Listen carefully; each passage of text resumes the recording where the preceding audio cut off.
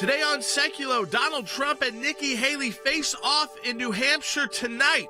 Will we know who the Republican nominee is when the votes are counted? Keeping you informed and engaged, now more than ever. This is Sekulow. We want to hear from you. Share and post your comments or call 1-800-684-3110. And now your host, Jordan Sekulow. All right, so we've made it to the first primary. Made it through the first caucus. President Trump with a big victory in Iowa. Ron DeSantis dropping out. We're down to two candidates, President Trump and Nikki Haley. I wonder how many people would have put bets on that one earlier this year. That I think they would have bet Donald Trump would still be in the race. Would they have bet that Nikki Haley would have been the other candidate that that people even think? You know, the Koch brothers giving the $250 million over to the PAC, and 527 think could beat Donald Trump. If you asked that a year ago when all these campaigns were just getting started, I don't think anybody would have put the money there. In fact, the Koch brothers didn't put the money there back then. It took a while for people to realize that. Now we get to kind of a make or break state. Iowa favored Donald Trump, and it did favor more conservative candidates. And even though he had not won there the last time he ran the primary, he barely lost to Ted Cruz. Remember, it took a couple of days for him to even get those numbers out, kind of like what happened to Rick Santorum when he won in Iowa. It was so close with those caucuses. But now New Hampshire, which you have independents voting, and you got Republicans voting. They're a little bit more moderate. Will Nikki Haley be able to pull off some surprise victory? Right now, the polls don't show it. People are voting in New Hampshire, so I'm not trying to tell you don't go and vote, because you never know until you start counting these numbers who actually showed up. We don't have a blizzard there like we did in Iowa, so it's a little bit different in New Hampshire.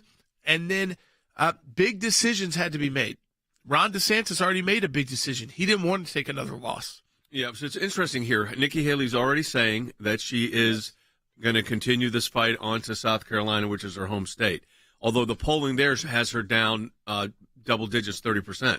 Right. So, but she here's the question that she's going to have to ask. If let's say she's within 4 or 5 points of Trump, well, then I could say, okay, I'm going to fight it on, and then she's got to decide in the next month, does she really go forward in South Carolina? Because it's a month away. So there's a lot of time for South Carolina. But that's also a big financial burn. I mean, the burn rate is millions of dollars a week. A little bit just because of the ads. Ready for Super Tuesday, you can't just burn all that in South Carolina. Right. So if she loses, though, by, let's say, 20 points, I don't see a path forward at that point. And I think it comes down to the thing that Ron DeSantis people said, which was the right thing to say. You have to have a pathway, and you have to have the funds to get on the pathway. If you don't have the funds to get on the pathway, you can't do it. And if there's no pathway, the funds don't matter. Right. And that's what, again, you put this kind of memo out when you're thinking, hey, maybe we'll get close but not win. What does the memo say? The memo, I'll read the parts that matter. While members of Congress, the press, and many of the weak-kneed fellows who ran for president are giving up and giving in, we aren't going anywhere. This is from her campaign manager. It's a 3-page memo. We've heard multiple members of the press say New Hampshire is the best it's going to get for Nikki due to independents and unaffiliated voters being able to vote in the Republican primary. The reality is that path through Super Tuesday includes more states than not that have this dynamic. About half those states do. This is then it's she talks about going through these states, going to South Carolina. Then it's on to Super Tuesday, March 5th, where despite the media narrative, there is significant fertile ground for Nikki. After Super Tuesday, we'll have a very good picture of where the race stands. At that point, millions of Americans in 26 states and territories will have voted. They are trying to make a case to survive through about midway through the states. Here's the other thing they're thinking in the back of their heads. One of these cases pop, and it causes trouble for Trump, she's the only one left standing. I'm sure they're thinking that in the back of their mind. Yeah, I mean, so there's some interesting We'll talk more about when we come moves back. you gotta make here, unless you just get trounced. We'll take your calls at 1-800-684-3110. That's 800-684-3110. Don't forget, if you can support the work of the ACLJ, we appreciate it. If you could do that monthly, you become an ACLJ champion, a champion for life, liberty, and freedom. Go to aclj.org/champions.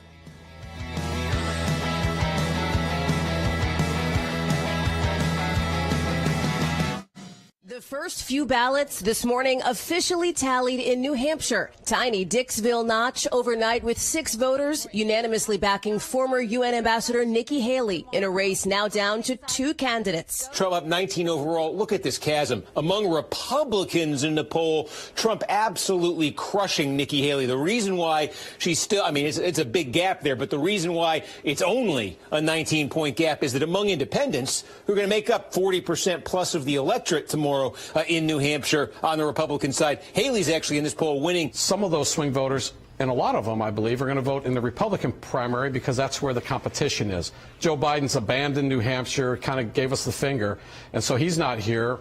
Their turnout's going to be low. We're going to get a lot of interest in our primary. When you're looking at 40% of the voting population here who is independent, and they have the choice tomorrow of going in and writing in Joe Biden's name or playing in the Republican primary and trying to hurt Trump and help Nikki Haley, I think, it's too soon to say for certain. Donald Trump in this daily tracking poll, they've done this every day since the Iowa caucuses, has hit 60% in the final one. This is NBC 10, Suffolk University, 60 for Trump, 38 for Haley.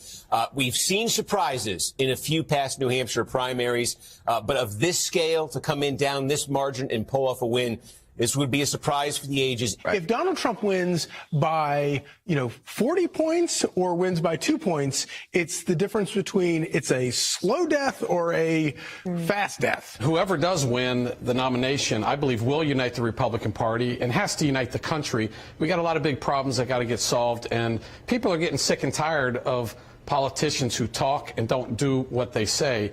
And so hopefully the Republican nominee will be able to get in there and fix things.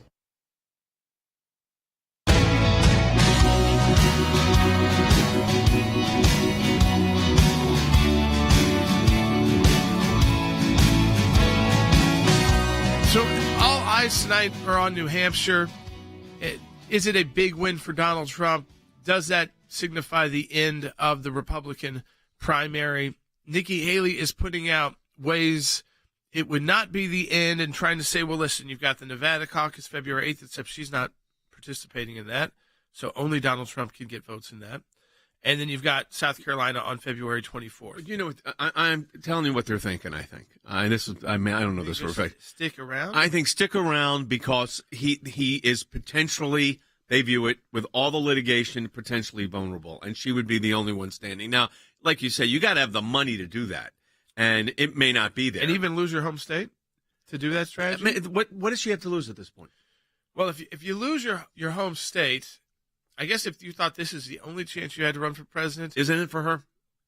Probably. I'm not really sure how they calculated that this had to be the time, but you lose your home state, it's tough to kind of regain traction again. It doesn't look good politically. I mean, that's certainly why Ron DeSantis is out.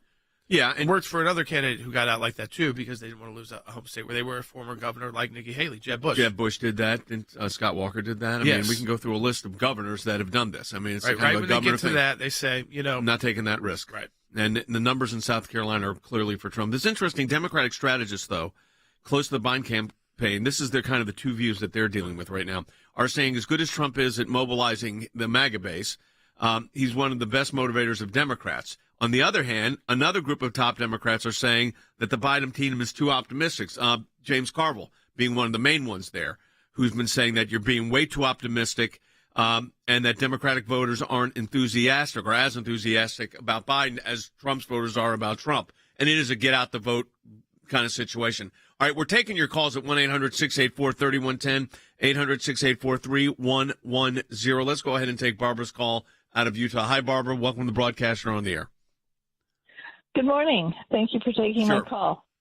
My question is, what if the Democrats run Biden on at their convention, put him on the ballot, and then switch to Gavin Newsom? Well, they have a different, so they can do that because they have what's called super delegates. So at the end of the day, and I don't think it would be Gavin Newsom, I think it would be Michelle Obama at this point. Yeah. I think it would be Michelle Obama who they would put on. But having said that, yeah, they can do that. The Democrats, the president could say, hey, you know what, I'm not up to it health-wise. So then the fight would be between the vice president Vice President Harris, and the Michelle Obama or Gavin Newsom. But listen, if you're a Republican, you'd rather be running against Joe Biden than any of them, to tell you the truth. Joe Biden and Harris than Michelle Obama or Gavin Newsom. Yeah. Or Michelle Obama and Gavin Newsom. Right, that's what, yeah. As a ticket. Right. So I think, again, that is a more difficult path for Democrats. It's not like an easy said or done. Joe Biden would, the only way that make it easy is Joe Biden would basically have to drop out. And it's still a bizarre situation because then you're going for people who haven't, governed yet also at this level of presidency. I also, like what's going on in the world really does, and in the United States dictates a lot of how this ends up when you're talking about voting Republican versus Democrat. Is it economic issues at home? Is it war around the world? Is it a mix of both? Is Ukraine still going on? Is the Middle East still on fire? Are we all of that plays also on, do you want somebody then that had the experience of actually running the government, or the federal government? And that's where I think it's a plus for Trump. But it's interesting tonight. This is where they're saying to watch out for, to look for, the kind of the 4 cities in New Hampshire to look for. This is the only way, basically, that Nikki Haley. And by the way, we're not trying to be anti-Nikki Haley. We know Nikki Haley. We worked with her at the UN. You worked with her as governor. She's a fine person, and she's very smart. Manchester right now is polling 37 for Trump, 39 for Haley. I think that's their most populous state. Yeah. And then Nashua, 35 Trump, 43 is more for establishment, which is more the Nikki Haley. Concord, 28%. The establishment they think gets 50. Bedford, 27%. Establishment, 46. But the problem is DeSantis out. I think that vote goes to Donald Trump. If those people come out and vote in the primary, it's going to Trump. That was a poll taken when you had like Kasich, Jeb Bush, Marco Rubio, and Fiorina in it. And they said if you added them all together, which they weren't, they would have beaten Trump in those 4 by the establishment. Those 4 cities. Yeah. But they weren't. And the thing is, going into this, right, Ron DeSantis was the other candidate, and his votes are definitely not all going to Nikki Haley. So I'd say the majority of his votes are going to Donald Trump. So I'm not sure that is going to be correct. I think she does have to do well in those places, Manchester, Nashua, Concord, and Bedford. But, again, New Hampshire has been pretty good to Donald Trump. It was good to Donald Trump last time he ran for president. And he did not win the Iowa caucus by a few votes. I mean, I think... it's interesting here. We have an ACLJ member that I'm watching the Rumble feed here, says she's an ACLJ supporter. I know I'm in the minority here, but I live in New Hampshire and I'm voting for Nikki Haley. I cannot continue to support Trump's rhetoric anymore. So you do have that factor. I mean, and these are, like I'm saying, these are good people on both sides of this. Right. It's not really about issues. No, it's stylistic. And the stylistic, I think... That's why we have a primary. Yeah, the question here is the primary, it widowed down very, very quickly. I don't remember one widowing down this quick ever before. Now it's like an incumbent running. Yeah. That's what it feels like. It feels like an incumbent running against one other, like a Ted Kennedy type, who, tried to make a play. Yeah, I think they get to, 2 or 3 states, and then they're done. I mean, Gray on Rumble, by the way, he said, I love the show, so I became a champion. We thank you for becoming an ACLJ champion. That means a recurring donor. He's chosen an amount, Gray, that he's comfortable with donating each month automatically to the ACLJ, and we really appreciate those ACLJ champions that let us know so we can prepare for the unknown each month as well as the known at the ACLJ. Yeah, exactly right. But, I look at this, I say right now, I get the memos they put out. I've been part of these campaigns before they put these memos out these days. The truth is tonight, it's how bad is it for Nikki Haley? And you could flip that and say, how good was it for Nikki Haley? Did Nikki Haley effectively tie Donald Trump? If she's within 5 points, that's a good night for Nikki Haley. I think Nikki Haley then has to make the decision about taking the risk into South Carolina. She's wishing it was not the next state. I'm telling you. Well, yeah, right. But she's going to have to think about that risk and convince donors to donate serious amounts of millions of dollars to get her not just to South Carolina, but where she needs to win big before going into Super Tuesday, because it would not look good to lose your home state going into Super Tuesday. Interesting. By the way, a lot of people watching on Rumble, so if you're watching on Rumble, we encourage you So if this is a late night, it's a better night for Nikki Haley. Yes, if it goes long. I mean, the one in Iowa, where they called it 10 minutes after. It was on. I turned it 8. I turned it on. I walked out of the room. It was already called. Yeah. I don't think that happens tonight. No, because this is not a caucus, and it's a little bit more difficult to predict. Votes have to come in. Well, let's take something we haven't looked at. What if she pulled it off? If Nikki Haley pulls off a New Hampshire win? Yeah, well, you've been in these campaigns. Then I think what kind of momentum does that give you? A massive amount of momentum. And money. Money would pour in. Maybe enough to take it to Donald Trump in South Carolina, and then it all goes to Super Tuesday. But you're talking hundreds of millions of dollars coming in. Yeah, I still don't mean that. That does not mean she wins the nomination. But what it does is it keeps her, like this memo says, that would keep her through the Super Tuesday. So if you were her campaign advisor, what would you tell her? We need a win. Yeah, we need a win. We need a win or a tie. Okay. And a tie is 1 or 2 points. Basically, he can't claim victory. And if you're Donald Trump tonight, you want to win 5+. You want to really win 10+, but 5+ you won. Yeah, because this is votes. This isn't like it's 5+ is still a lot of votes, and we know that Nikki Haley put everything here. It's interesting. If you're from New Hampshire, we sure like to hear from you at 1-800-684-3110, 800-684-3110. Yeah. We are seeing a lot of comments in our social media feeds from people in some of these folks are from New Hampshire, and people are split. Some are saying I'm voting for Trump. I don't trust Nikki Haley. Others are saying I'm voting for Nikki Haley. I can't put up with the rhetoric, or I don't want 4 years. Her campaign theme was chaos follows him. Yeah. The problem with that line is not that there's not chaos. There is chaos, but it's government weaponization chaos. Yeah. Do we think this is just going to happen? I mean, look at the. I'm telling you, I do think in the back of her mind is something happens in one of these cases, and then she's the one standing. But like you say, you got to have the money to do that. You got to have some type of momentum. But you're saying winning would be huge momentum. Winning would be the biggest momentum. Coming close might be enough to keep you in it and get your donors to stay in it. But losing by 10 or more, I think this would be this would be it. And again, you never know. She might be willing to risk South Carolina. Maybe she's got a different risk tolerance than Ron DeSantis had, than Jeb Bush had, but most don't. Also remember this. It's a bit of an open, not totally open primary, but independents can vote. But that's what the party set up as the rules.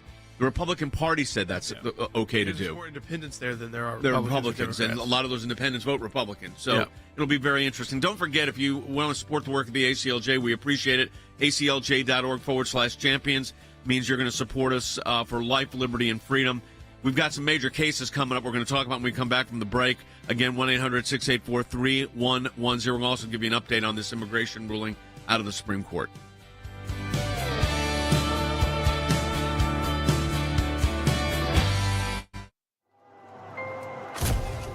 Some people think champions are bored, that it's a title that requires something only a handful can ever possess. There are times in our lives that we are called, every one of us, to step up and serve a cause greater than ourselves. Even when the loudest voices in the room say it's wrong, that it can't be done. It can be a difficult stand, but it's one any of us can make, including you. You can be the change. You can make that difference. You can be a champion. We cannot do what we do without you. By becoming a monthly donor, you can become a champion of life. A champion of liberty, a champion of freedom. Please join us. Become an ACLJ champion today.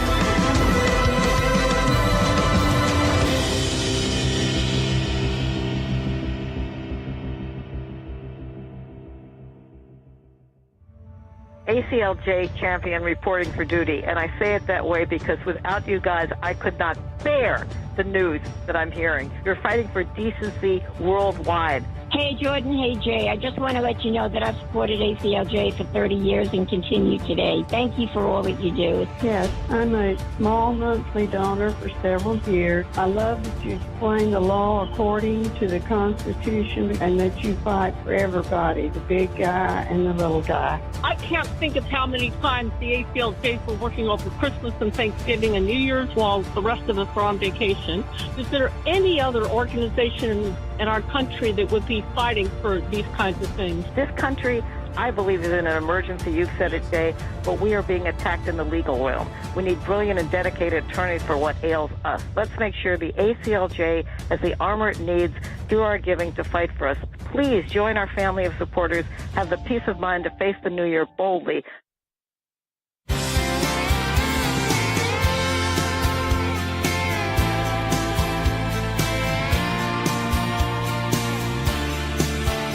All right, welcome back to Sekulow. We are taking your calls to 1-800-684-3110. That's 1-800-684-3110. We do want to update you, too, on a major decision out of the Supreme Court. Not a long decision out of the Supreme Court. More like an order. Yeah, I mean, and it's, again, not so unexpected because you got to remember we've been fighting on these immigration issues. I know at the ACLJ, I mean, I think it's 2006, 2007, 8, and 9, on states trying to take a role when Democrat presidents were unwilling to secure borders. We did it, Arizona made the case all the way to U.S. Supreme Court, and ultimately the Supreme Court agreed with a constitutional provision that basically when it's the border itself, it's up to the federal government, and states have very little role unless the federal government gives them the power to take the role. So the Fifth Circuit Court of Appeals granted an injunction pending appeal this is the barbed wire fencing that was put at the border. And the Supreme Court, in a 6-3 order, with Justice Barrett and Chief Justice joining the more liberal members of the court, issued an order saying, no, basically the mandate is vacated. So what you've got, I'm not surprised with this decision, Harry, because in the Arizona case, the predecessor case back from about 6 years ago, the Supreme Court said, those questions of how to secure the border, especially in the physicality of securing the border, really rested with the federal government. So I'm not totally shocked on this. What's your read on this? Well, I tend to agree. The only point I would make is what we have in Texas is a dereliction of the federal government's duty to control and secure the border, which has exposed the residents of Texas to trespassing and basically to crime. And so Texas, in a desperate measure, has inserted razor wire. However, the Supremacy Clause of the United States Constitution, as well as U.S. statutory law, gives the power to the border agents pursuant to the Immigration and Naturalization Act. And so this was not a surprising decision. Because the answer to this is the political process, Jordan, where you got Mayorkas, the Secretary of Homeland Security, right now up on impeachment charges. Yeah, that's right. I mean, so, again, you've got a political way to go about this, which is, again, the impeachment.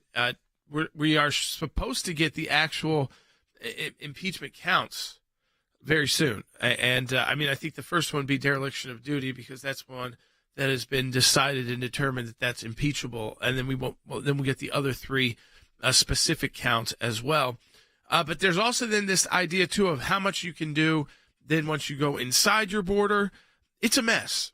And listen, I think what Texas is trying to do, they're trying to protect their own people. They're trying to protect also these illegal immigrants who are coming in with no resources and no supplies. It's one of the worst states for it. It's also causing a drug crisis, a crime crisis, and it's been going on for years now. And I think they were just fed up, so they said, we're going to try what we can try, and we'll see where the courts go. And unfortunately, the courts have gone where they've gone for the last 20 years now, which is this is a federal role, like it or not. Interesting. It's getting a little closer in the courts. Yeah. The 5-4 decision, not a 9-0. This was 6-3. 6-3. Yeah. So here's the interesting thing. But the number one issue politically right now for both parties, I mean, when you just survey Americans, Republicans and Democrats, the number one issue is not the economy. It's immigration. And I think that says something too, Harry. Absolutely. So it says that the border is now a bipartisan concern, a bipartisan issue. And interestingly enough, you are seeing more and more Democratic senators, such as Senator Fetterman, and another couple of Democratic senators who are basically stepping up and criticizing the impotent Biden administration's efforts on the border.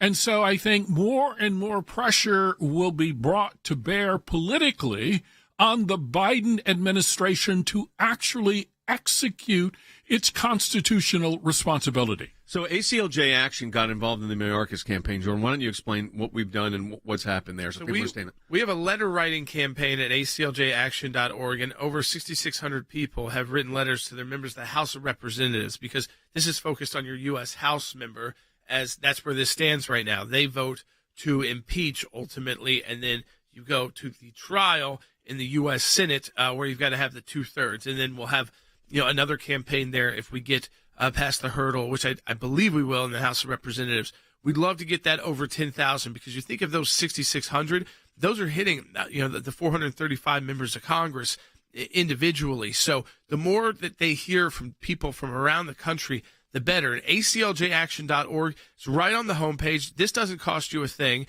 We have a pre-written letter that goes, all you got to do is put your information in, so it goes to your right member of Congress. We have a pre-written letter. You can use some of it. You can add your own to that letter. You can delete our entire letter and write your own letter. And again, you can send it away. So it can take you a minute. It can take you 2 minutes. You can take as much time as you'd like. And right now we're at over 6,600. We'd love to get to 10,000 before the votes start being taken there. I think the House votes are there.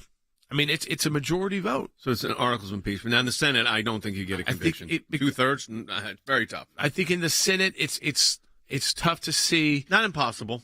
Yeah, it's not impossible. There are a lot of Democrat state officials who are very upset. Now, if they can weigh in to some of these federal senators and say, look, this is really hurting us, there is a possibility that by impeaching in the House and hearing from the state, Mayorkas could get moved out of the way. He could just resign. Right. So that's the one thing I'm causing too much problems for the Biden administration during an election year. Yeah, it's a deflection, because if the immigration issue, Harry, is the number one on the list of concerns right now, and of course the election's 10 months away, so things can change, or 11 months away, so it could change. But right now, that's the number one issue. The easiest thing would be not to go through an impeachment process. The easiest thing would be to Mayorkas just say, you know what, I'm a distraction, just as Jordan said, I'm a distraction here. Because this immigration situation is a mess.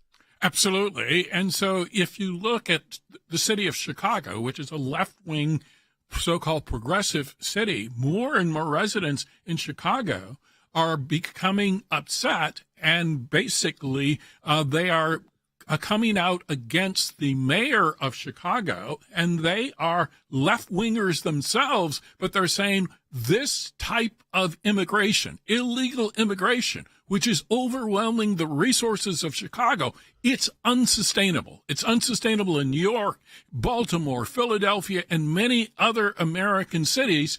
And so I think pressure will be brought to bear on the Biden administration to do something. All right, the ACLJ fully involved in all of this, of course. We've got FOIA litigation going on with DHS. We're on top of the situation. Protecting the borders is something very, very important to us and our legal work here at the American Center for Law and Justice. A reason why we want you to become, again, an ACLJ champion. We've heard from ACLJ champions today in the chats and on the phones. An ACLJ champion is someone who chooses an amount they're comfortable with, automatically donating each month to the ACLJ. Is that $50? Is it $25 or $100? And it automatically donates, so you're donating that month to that amount to the ACLJ. It's easy to do at aclj.org.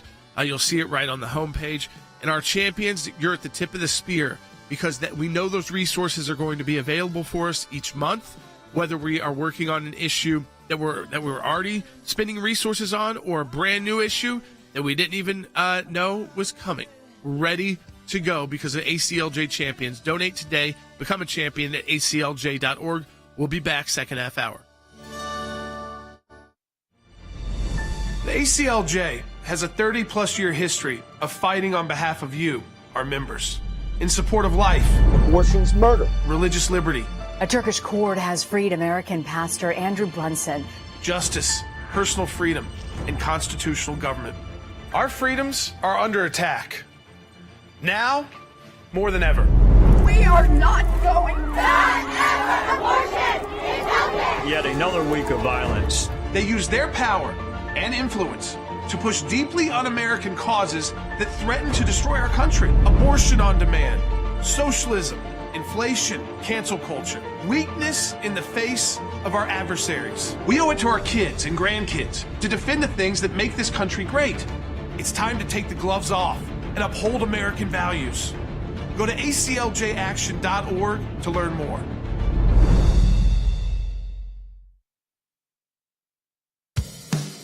Keeping you informed and engaged, now more than ever. This is Sekulow. And now your host, Jordan Sekulow. Today is a very important day in the Republican primary, and that's because even though it's only the first primary, we are down to 2 candidates after the Iowa caucus. Donald Trump, who won the Iowa caucus with a big number. That was the first one since 1972, and it was the first in the nation vote or caucus to get above 50%. Nikki Haley has carried on. Ron DeSantis has left the race. So has Vivek Ramaswamy. He endorsed President Trump and is actually on the campaign trail today with President Trump. So are a number of members of Congress and people you would know in the political world are up in New Hampshire. Why is New Hampshire so important? Well, if Donald Trump has a big victory tonight, like he did in Iowa, in a state with very different voters, much more moderate voters, and again, different than Midwest voters, talking about Northeast Republican voters. If he has a big win tonight, though Nikki Haley's campaign won't say it right now because people are voting. Or did Ron DeSantis didn't either and pulled out. Yeah. Is that if Donald Trump has a pretty big victory tonight, it's tough for Nikki Haley to continue. So this could be a big night because it technically could be the end of the primary for the Republican Party, and Donald Trump could be the presumptive nominee. Now, there's a lot of ifs, ands, or buts there. Because I thought your analysis was interesting if Nikki Haley were to pull it out tonight. Well, then things that change significantly. It's not that she's going to win the primary, but she certainly, Donald Trump will then go into Nevada. He'll get those votes because she didn't sign up for the caucus. Right. Then you'll go to South Carolina. She'll be able to, you would think, if she wins tonight, be able to raise the money necessary to make that very close. And that's probably a deciding factor. If you lose your home state, do you go into Super Tuesday? Now, if you lose it by 1 or 2, maybe you do. But if you lose it by 10 or 20, you don't. Now, I think that's, again, a little bit of a dream scenario. I think my theory, though, also with, I think part of her campaign is, and also it's dependent upon whether she has the resources, is something happens to Donald Trump legally. I mean, that's, I think what's in the back of her mind is if she can stay close. And if she doesn't stay close, it's not going to matter. Right. Let's go ahead. We're taking phone calls. We'll take phone calls. We got a full bank of calls right now. Let's go ahead and we got a New Hampshire call. Let's take Ken on line 4. Yeah, Ken in New Hampshire on line 4. Hey, Ken. Hi. So I'm actually at the polling place right now. I'm an ACLJ champion. We appreciate that. Thank you. And as a Christian, I'm voting for Nikki Haley because I just can't take what I'm hearing from Donald Trump in my own state. And it's come close to home, and I'm hearing rhetoric from him, and I just can't vote for him as a Christian. I did for the past 2 years, the past 2 elections. Yeah. And we just can't again. And that's sort of what I wanted to mention. Yeah, I mean, I think there is certainly, and we appreciate you calling in, Ken, and appreciate your support of the ACLJ. I think this is an issue. Trump fatigue. The fatigue factor, because it's now going on 12 years. Yeah. It's been, I mean, if he were to win, this would be a 12 years, a decade and a third. Yeah. I mean, so that's a factor. It is. But what we learned in Iowa is that it wasn't much of one. Yeah. So we'll see. But we respect. Yeah, and I understand why some people feel that way. The question is, do enough people feel that way? That these other candidates are tough enough, and are they prepared to deal with the world we live in right now? And the weaponized government, which I think whoever's next president tries to fix. But let me tell you, as somebody that has dealt with this, too. Of course they will. They tried to do it in South Carolina when she was governor, remember? Yeah. So imagine what they do over the federal government. Yeah. So, I mean, you got to have a certain moxie is you got to have guts. When your grandfather used to say, you got to be willing to have your back up against the wall. And sometimes fight back. When Donald Trump's back up against the wall is when he fights back best. But that can come with some language that has pushed people. They just don't know if they can handle it, like the caller said. Yeah, and so we're going to find out tonight. All right, we're taking your calls, 1-800-684-3110. Support the work of the ACLJ, like the caller just said. As an ACLJ champion, that means you're donating monthly to the ACLJ for life, liberty, and freedom. Go to aclj.org/champions. We will take more of your phone calls when we come back from the break at 1-800-684-3110. We're going to give you an update later in the program about some cases in Pakistan that our team's dealing with. And our European Center for Law and Justice is in Spain working on the hostage situation. We'll have an update on Israel as well. Israeli officials tell NBC News they've proposed a 2-month pause in fighting. Israel is putting out a proposal through mediators in Qatar and Egypt, and that would include the release of the remaining roughly 130 hostages. Longtime U.S. negotiator Brett McGurk is traveling back to Egypt and Qatar this week to see what can be done. There's various reporting, for instance, about efforts in Cairo, Egypt. Can you confirm those efforts? What I can confirm for you is that there are ongoing, serious, sober discussions with our partners and our counterparts to try to get another hostage deal in place. I wish I could stand here, John, and tell you that, I can announce it today or we're going to do it tomorrow. I can't do that. But I can assure you that this is not something we've forgotten about. They are now waiting for Hamas's response and are cautiously optimistic about progress in the coming days. The Israeli proposal would see the hostages being released in 3 stages, with those over the age of 60 and those critically ill being prioritized in the first stage. The offer also states that the 2 parties will have to agree on the number of Palestinian prisoners to be released by Jerusalem in each stage. This offer would also include a withdrawal of Israeli forces from the main population centers in Gaza. Further, it would facilitate the gradual return of Palestinians to the enclaves north, from which they were ordered to evacuate. This is something that was agreed upon about 10 days ago by Israeli officials. So we haven't heard from Hamas. It's unclear what they're going to say because, remember, these negotiations have been stalled for months because Hamas wanted to see a complete ceasefire if they were going to release the hostages. But this would be significant. This is a major step forward if Hamas approves this and accedes to the negotiations, because this would be the longest stretch of peace the Gaza Strip has seen, relative peace that the Gaza Strip has seen since October 7th.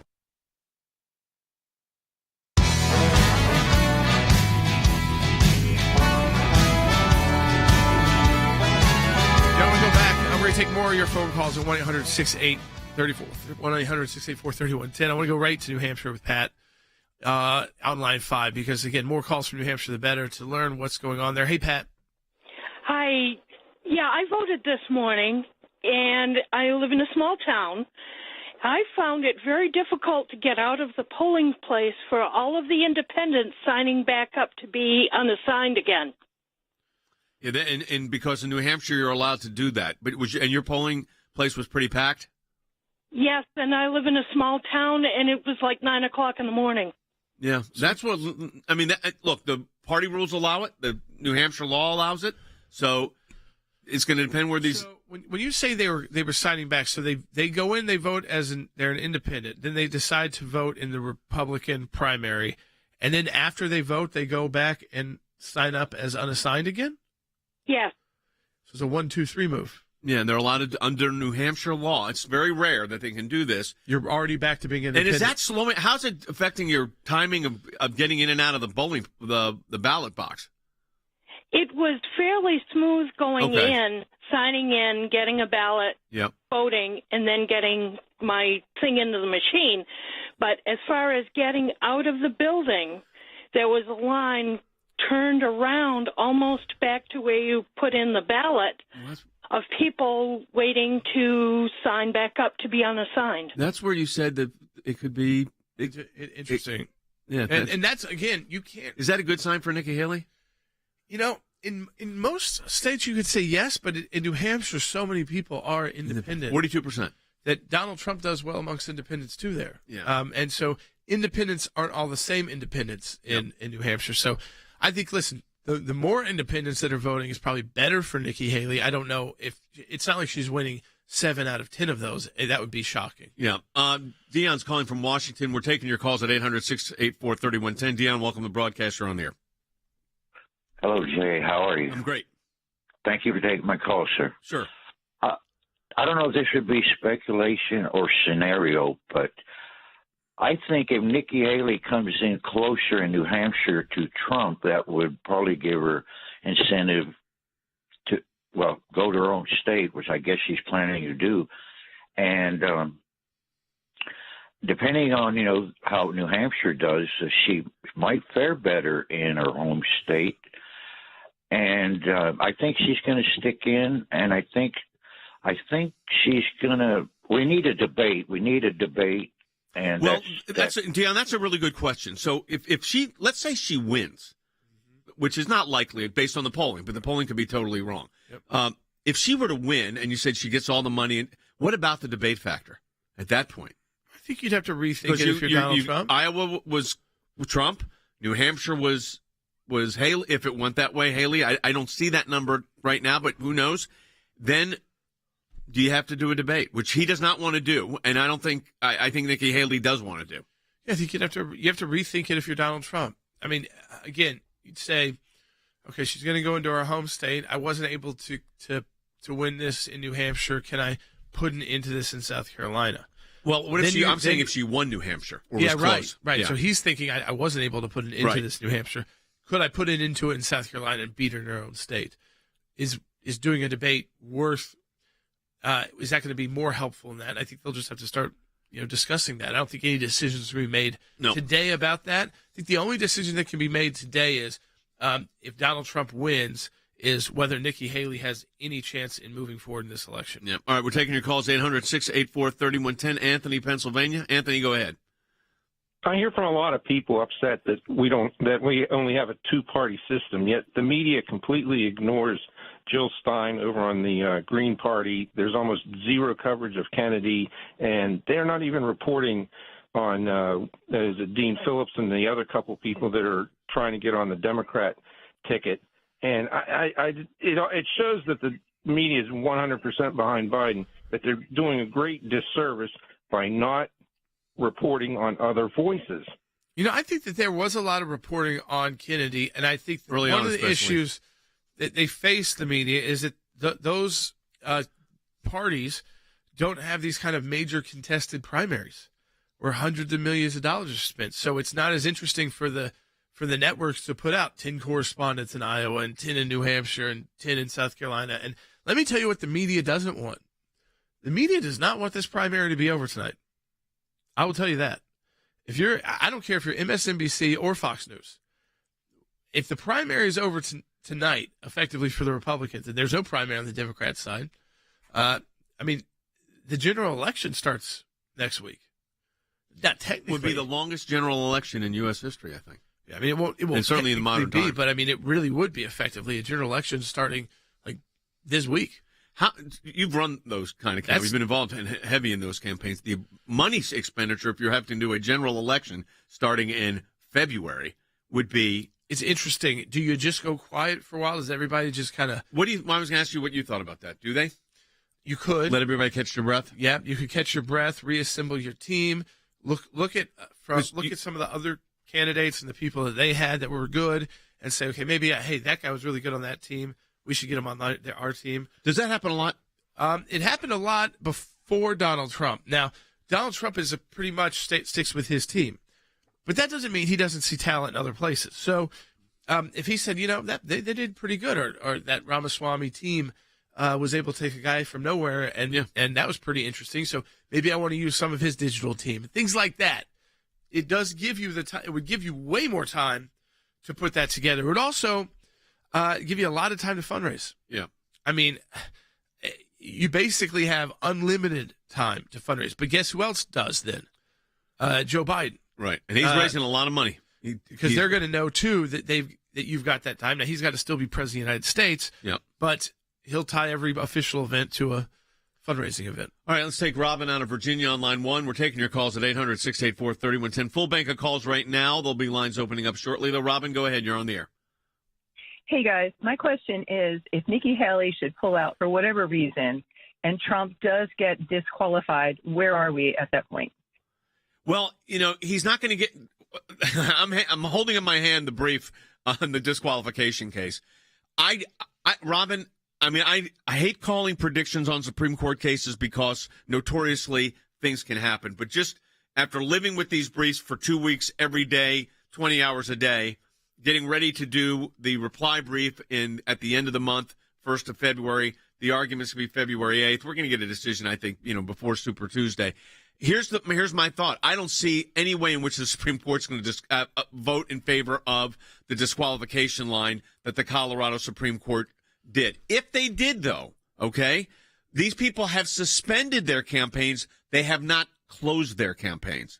Yeah. And again, I think when I say these people, we're talking about Ron DeSantis, Tim Scott. I mean, the whole list of them.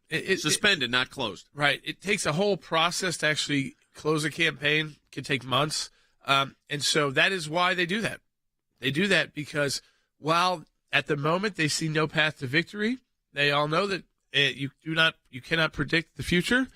And so no reason to go through the process of closing a campaign. Let's just hold it like it is. And, if something bizarre were to happen, the campaign is set up and ready to go. So I think that's what you would see. If some reason Donald Trump basically had the nomination, but then could not fulfill being the nominee.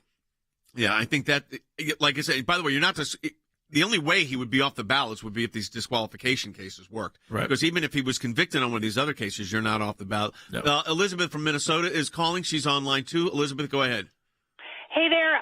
So I heard this in the media the last few days. It really kind of floored me. The Biden administration is encouraging people to vote in this primary and write his name on the ballot. And I'm wondering, are they doing that to skew the numbers for the Republican candidates, or are they doing this just to get his name out there and people? Yeah. Well, he's not on the ballot in New Hampshire, so it'd have to be a write-in campaign. I think first of all, it's not his administration; it should be his campaign. There may be some campaign fund that they're trying to have around, like Joe Biden got more votes than Nikki Haley or something like that. I think that's still unlikely that you convince enough people who are Democrats. But there are a lot of independents there who, again, if they somehow made a pitch to them about why that would be so great. I honestly, the news of tonight is about Republicans. The news is not about Joe Biden. The news tonight is about, does Nikki Haley pull off a miracle, or does Donald Trump basically become the presumptive nominee, regardless of what Nikki Haley's campaign says after we get the results tonight? We want to encourage you to become an ACLJ champion. We are meeting the challenges. We're able to meet these challenges that are coming our way because of people like you that are supporting the ACLJ on a monthly basis. So become a champion for life, liberty, and freedom. 2024 has already brought us a unexpected Supreme Court case. The situation in the Middle East, where our team from Europe is fully engaged in that. The Shahzad case, we're filing, and that's in Pakistan, filing a motion to expedite that case, a death penalty case, very, very important. We've also intervened at the UN on that. FOIA requests on the FBI, on the, if you buy a Bible or you're buying sporting goods. All of that's happening right now. Your support of the ACLJ is critical. Become an ACLJ champion today. You fund these legal fights at aclj.org/champions. Some people think champions are bored, that it's a title that requires something only a handful can ever possess. There are times in our lives that we are called, every one of us, to step up and serve a cause greater than ourselves. Even when the loudest voices in the room say it's wrong, that it can't be done. It can be a difficult stand, but it's one any of us can make, including you. You can be the change. You can make that difference. You can be a champion. We cannot do what we do without you. By becoming a monthly donor, you can become a champion of life. A champion of liberty, a champion of freedom. Please join us. Become an ACLJ champion today.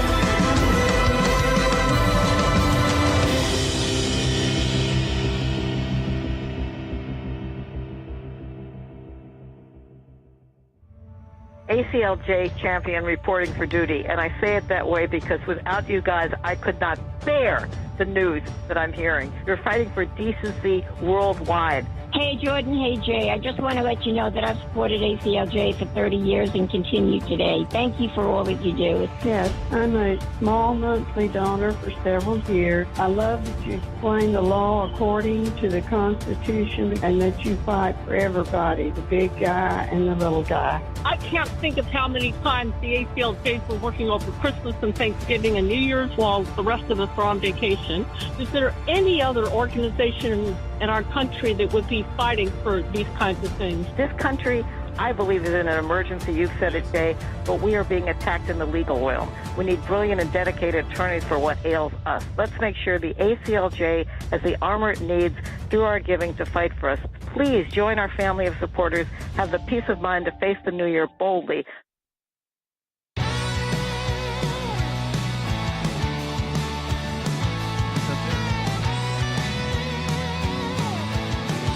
All right, welcome back to Sekulow 2. We're taking your calls 1-800-684-3110. That's 1-800-684-3110. And we will continue, again, to take calls on New Hampshire, your political calls as well, at 1-800-684-3110. I wanted to give an update, though, on a couple of legal matters that we're handling on the international scene. So this is important. If you get our emails today, you got an email about the Shahzad case. Cece, give a background on what that case is about and what we're up to right now. Yeah, Shahzad Masih is one of our clients that we handle from our Pakistan office. He was 16 years old when he was falsely accused of blasphemy and was in prison. So he has now been in prison for over 6.5 years. He was wrongfully tried as an adult, even though he was a minor. There were just many things in it. Even the police investigator said he had committed no crime, yet the court found him guilty and sentenced him to death by hanging. And so we are appealing that, obviously, and we've just filed an emergency appeal basically to expedite to hear his case sooner. What people don't understand, because you think Pakistan, third world, they actually have a court system that functions. They do have a court system that functions, and But so you we gotta are get it to able. the highest court. You have to get it to the highest court, and a lot of times the lower courts are so influenced by mob mentality, and we had that in this case. We actually had an imam who is literally on YouTube saying, if the court does not convict Shahzad, we will kill him with our own hands. Yeah. And they show up to the courtrooms and they scare these lower court justices. But when we get to the higher courts, we do find justice, and we want to do that quickly because he's already been sitting in prison for 6.5 years. We're going to be making a UN intervention on behalf of another case in Pakistan as well, and that's going to be in Geneva. We are. Yep. So the 55th session, Human Rights Council session, is being held. It starts February 26th and will go through April 5th. We will be there on the ground. We will be making oral interventions for our clients that have been accused of false blasphemy charges in Pakistan. So full slate of work going on there. Also, our European Center for Law and Justice is in Spain right now. The delegation from Israel has been in England for 2 days. They met with the foreign minister, the prime minister, with some of the hostage families. And there is, pretty much breaking news last night on the hostage situation, and that is Israel has proposed, which is, people are surprised, but I politically, I think they had no choice, a 2-month pause in fighting, 2 months, 8-week pause in fighting in Gaza for the release of all the hostages, and they also would give safe passage to the leadership of Hamas out of Gaza. This is a big development. Whether it'll work or not, I don't know, but it also shows you that militarily things are very difficult, even for Israel. They've got a major escalation going on the northern border, which would dwarf what Hamas is capable of doing, because Hezbollah's got a lot more munitions and a lot more dangerous missiles and rockets.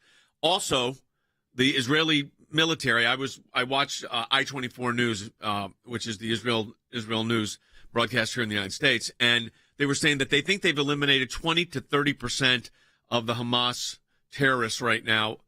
But that's after 108 days, Jordan, of fighting door-to-door combat, leveling cities, and only 20% of that terrorism, they believe, and that's the Israel's estimate, have been eliminated. Yeah, and that makes it tougher going to those international institutions, whether it's the International Court of Justice or the ICC ultimately.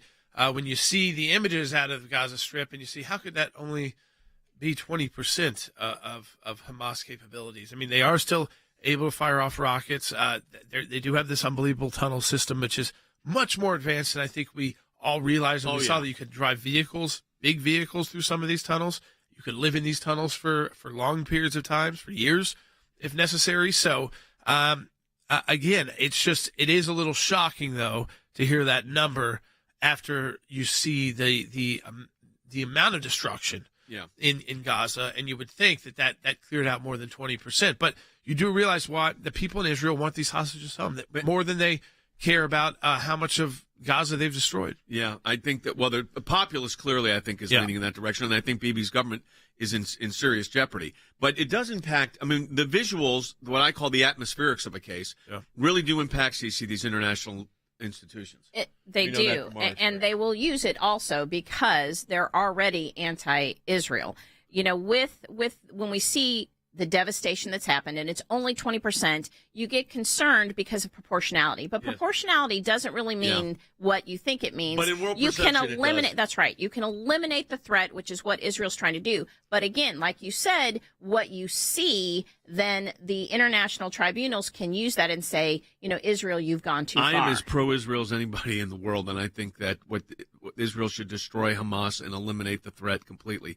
But to have done the amount of destruction that's been necessary and only getting 20 or 30% of the Hamas terrorists, maybe that method of engagement isn't working. I'm not saying don't do a method of engagement. I'm saying, well, that one's not working. All right, we got a lot of calls. Let's try to get through as many of these as we Colleen can. in Maine on line 1. Hey, Colleen.